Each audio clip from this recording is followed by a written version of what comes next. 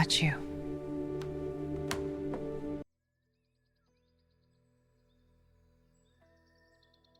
She found it on day 3. Not where the FBI's analysis had been looking.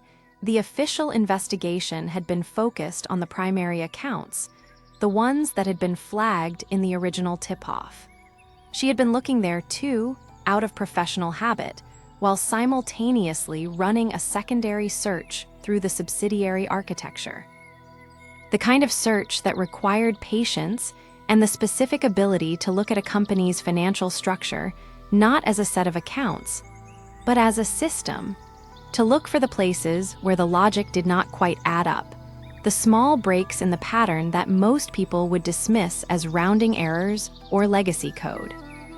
The ghost account appeared in the subsidiary of a subsidiary, a dormant entity incorporated in the Cayman Islands in 2019, linked by 2 layers of shell structure to a real estate holding company that was itself linked to Cross Empire through a management fee agreement.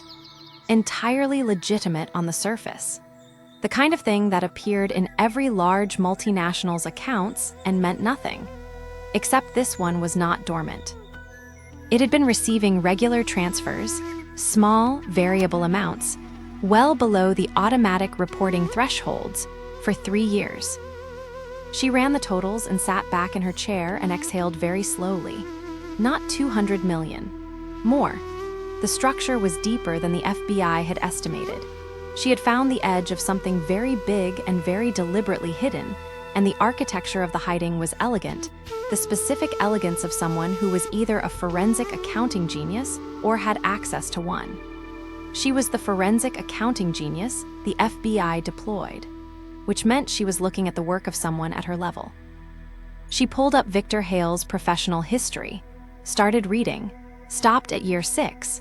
There it was, a name from a previous firm in a footnote of a financial audit report. A forensic accounting consultant brought in during a restatement in 2014. The same restatement that had allowed Victor to exit the firm cleanly before the irregularities fully surfaced. She had found the person who built the structure, and it was not Victor himself. Victor stopped by her desk on Thursday morning. This was the 3rd time in 4 days she had been counting. He brought coffee, which was charming. He asked how she was settling in, which was friendly. He stood 2 feet closer than a professional interaction required, which was a test. She knew what the test was. He was looking for signs of discomfort. Guilt. The specific micro-expressions that people show when they know they are doing something they should not. She gave him nothing. She was very good at giving people nothing when she chose to. She smiled and thanked him for the coffee and told him she was finding the role fascinating, which was true, and made a small remark about a discrepancy she had found in a non-sensitive account, a real discrepancy, a minor one, nothing connected to what she had actually found, which satisfied the part of Victor's brain that was looking for what she was working on. He left. She watched him walk away. He stopped at the end of the row and spoke to another analyst for 30 seconds. Casual, social. She checked what the analyst worked on, external audit preparation. The person who would have oversight of the exact account structure she had been searching through. Victor was not checking on her well-being. He was checking whether the external audit trail had been accessed. She turned back to her screen, pulled up the access logs for the ghost account subsidiary, found what she expected. The logs had been wiped 3 months ago. Someone knew she was coming, or someone had cleaned regularly as a precaution. Either way, she was working against a person who was meticulous and fast and had eyes inside the system. She needed the hardware logs. The electronic access trails were clean, but physical server logs were harder to wipe remotely. You needed to be in the server room itself, and the server room required a key card level that she did not have, and that accessing through any normal channel would flag immediately. She was standing in the financial floor corridor at 7:15 in the evening thinking about this when Rafael appeared at her shoulder. He had a way of arriving that she was beginning to understand was deliberate, not sneak, exactly, but quiet in the specific way of someone who had learned early that being heard coming gave people time to compose themselves.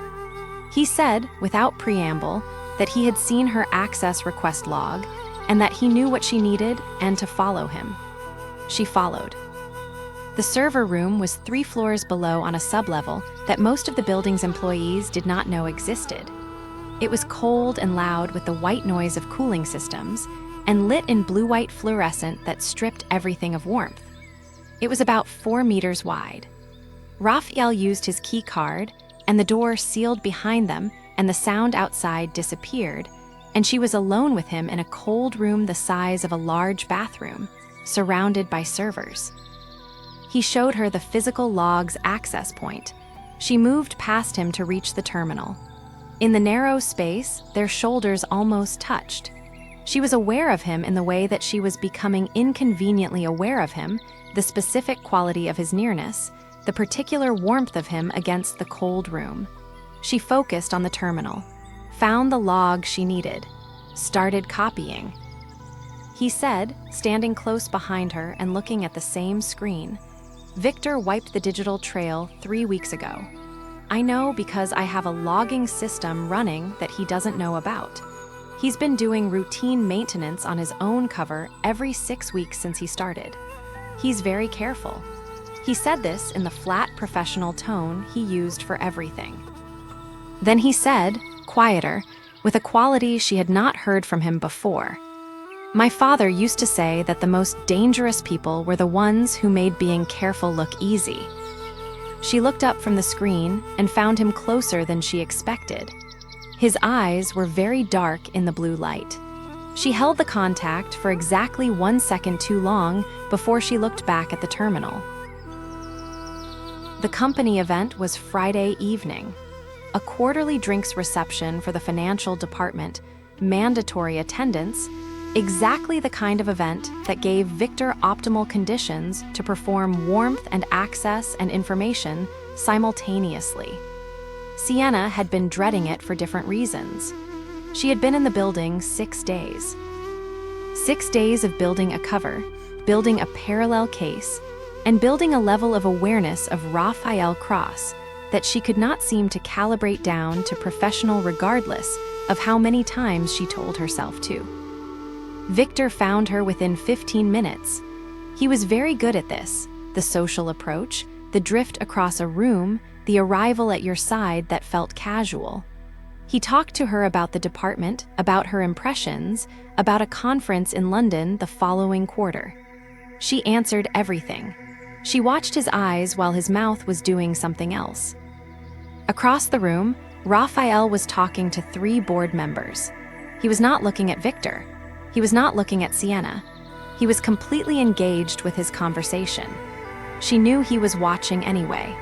She had learned in 3 days that Rafael Cross processed more information simultaneously than most people managed sequentially. She had also learned that when he was not looking at something directly, it was sometimes because he was watching it more carefully. Victor touched her arm, a brief, friendly touch, the kind that was entirely acceptable and also entirely deliberate. She smiled and did not move away.